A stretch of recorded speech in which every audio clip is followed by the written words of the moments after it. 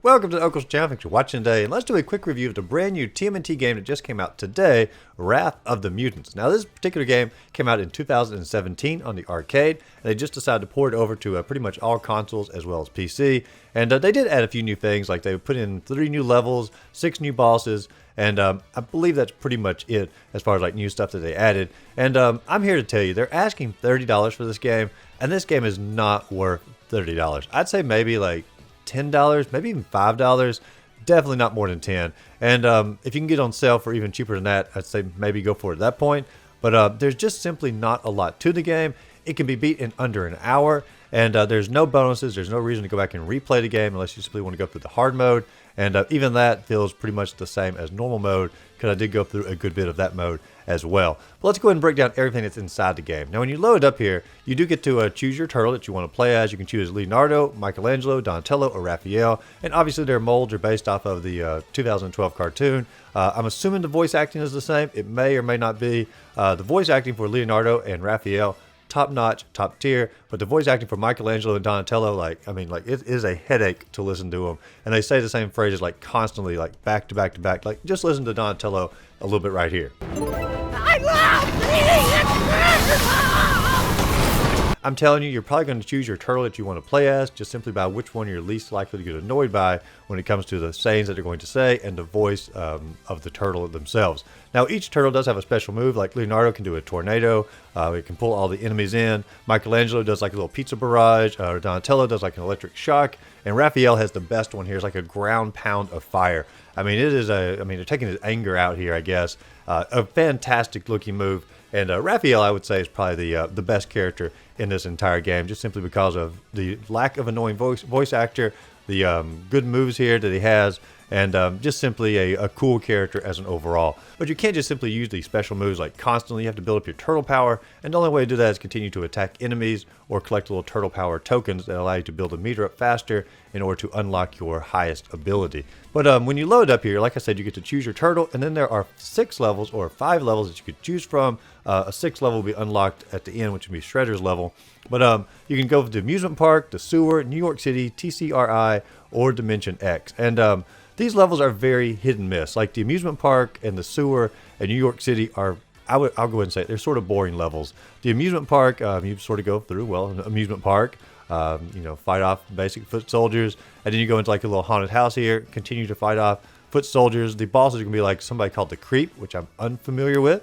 And then you get to fight against Razor, which is a really weird, different looking version of Razor. I've never seen this before. I don't dislike it. It's just simply different on here. Then you go for the sewer, which you're going to get fight against Chrome Dome, as well as Baxter Stockman. And these are 2 characters I truly do adore in like the old cartoon, and I don't really care for their design a whole lot in the 2012. And that's not a criticism of the game. That's a criticism more of the cartoon, which, like I said, people say the storyline for this cartoon is fantastic, and it may be, but some of the animation I'm just simply not as big a fan of. And then in New York City, you get to fight against Bebop and Rocksteady. And in all of these levels, they're very similar as far as like the enemies you're going to fight against. It's mainly just going to be foot soldiers, and then every now and then, which looks like a alien, or maybe like their version of like the pizza alien. Maybe I'm not really sure. It's red instead of yellow. But these levels here are very basic, and your turtle character, like as you're going through them, you really only have 2 moves: attack and jump and attack. And if you press attack and jump at the same time, you do like a little twirl with your weapon here.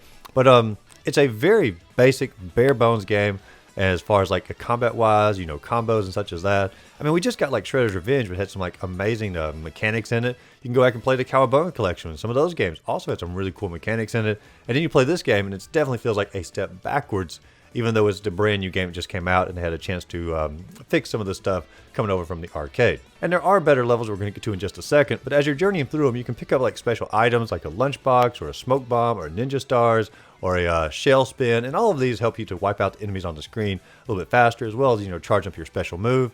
And you can also come across these little tokens here where you can like summon Leatherhead or Metalhead, and each one of these does their little special moves, clears the screen out. And I have to say, between all these little tokens that you can pick up, or these special powers, or like the mutant meter or the turtle power, between all of this, like you're constantly doing powers, just clearing the screen out. And the game is just simply not very hard. I played it through on normal mode, and I didn't have a single game over the entire time. Every level gives you 2 lives and 2 continues, which continues can go down to 0. So that'd be 6 lives you can go through before you actually have a game over. And I can't imagine anyone having a game over on this, because I went through it just basically barely even trying, and I destroyed normal mode. I went back and played hard mode later, and hard mode was definitely a step up, and actually felt like more of like the old arcade game on like the SNES and things like that. And so I feel like that's the better mode to play the game on, but you can't even unlock that till you go up to the normal mode. Now let's get to the better levels inside the game. Like I said, amusement park, sewer, and New York City, all pretty rough. But then you get to a TCRI, and TCRI allows you to go through essentially like the base with, you know, all the Utroms and whatnot coming to our planet. And you get to fight against all these, like, you know, crane bodies or these androids with little Utroms inside them, and getting to see Utroms sort of abandoned and, you know, run out of the bodies, and you can knock the Utroms around or towards the screen. A really enjoyable level there. And for that one, you do fight against Fish Face, who I'm unfamiliar with, as well as Tiger Claw. And I've seen Tiger Claw, but I don't think I've ever encountered him in any other TMNT media except for this particular game. But TCRI is a really fun level, and I enjoy the atmosphere for it, but that is nothing compared to Dimension X. Now, Dimension X, you are, of course, in Dimension X, and you're fighting against all of Krang's, you know, little Utrom forces and whatnot, and it's just a fantastic looking level, fantastic effects, and just definitely the best level in every single way. And you also get to fight against the original Krang from the '87 show. It has the original Krang voice actor, a really cool addition. I don't know if that's in the arcade game or not, but it's really cool they put it into this one. And then you get to fight against like a Super Krang, and that's where Gilbert Gottfried's voice comes in. And so like this is the best level in the entire game. So if you're just going to play one level, load it up, play TCRI, and you've got the ultimate experience of the arcade game here. And the last level you can unlock is going to be Shredder, and you fight against Cry and Shredder in that level. And this level's fine, but it's nowhere near as cool as Dimension X. And I'll go ahead and pause here. There are spoilers for the end game, so if you don't want to hear any spoilers as far as like what happens after you beat Shredder, you can stop here. But after you defeat Shredder, you get like a little end sequence here. It's like a really, really cheap looking animation. I'll have it playing in the background.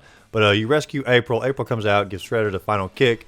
Shredder's taken out, and they all like share some pizza. And it's like the most elementary, basic storyline you could ever imagine for a game. And there's no story anywhere else in the game. This is the only story for the game. And it's really horrible. And for people to say that 2012 is the best written Turtles, and for this game to come out to represent that series, I feel it is like a little bit of a slap in the face for that particular series. And like I said, I've not watched the series, but from everything I've ever heard, well written, one of the best. And then you got the most basic storyline ever for a game that feels like a even worse story than like the old arcade games for like the SNES and all of that. Just super, super basic. But once you finish the game, you do unlock hard mode, and that is the only thing that you unlock when you defeat the game. You don't get any other bonuses, you don't get any other skins, you get like literally nothing. There's no reason to play the game over at all unless you just simply want to get a higher score. And even that's not done like online, so it's just like your personal high scores on your console against yourself. And man, it's just a very shallow game. There's simply not a lot to it. And you can finish the entire game in under an hour. And so like an under hour experience for $30 with no reason to really go back and replay the game unless you just simply want to do local co-op because there is no online co-op. That is a really rough sell. And I feel like they're taking the TMNT name and they're just sort of trying to cash in on it. There's no reason for this game to get a physical copy. There's no reason for the game to be worth $30. This should have been a digital-only arcade port for $10 or less. And I feel like that would have satisfied fans of the old arcade game, of the 2017 arcade game rather, and they could have purchased it, relived some memories, and moved on. But by putting it out here and making it seem like it's more than what it is, I feel like they're just sort of scamming TMNT fans. TMNT fans see the game, they're excited about it, they assume it's going to be the same quality as like Shredder's Revenge or the Cowabunga Collection, and they're going to buy it and they're going to finish it and have nothing else to do for their $30. And I feel like that's a massive disappointment. Is it the worst game ever? No. I had fun playing through it. The turtle powers were fun. Like I said, the TCRI level was really great. Some of the voice acting, not excluding the Donatello and Michelangelo, some of the voice acting, I feel like Gilbert Gottfried and the original Crane, that was fun to discover in the game. And so, like, if you're just simply evaluating the game on its own and not worried about the price tag or the length, I mean, it's probably a 5 out of 10 Turtles game. There's some fun to be had in it. But if you consider the price tag and the amount of time it takes to beat it, I would say this game is overall probably a 30 out of 10 for fans out there. If this game didn't have Turtles in it and it was any other arcade game, this game would not cost $30, and I think most fans would be disappointed.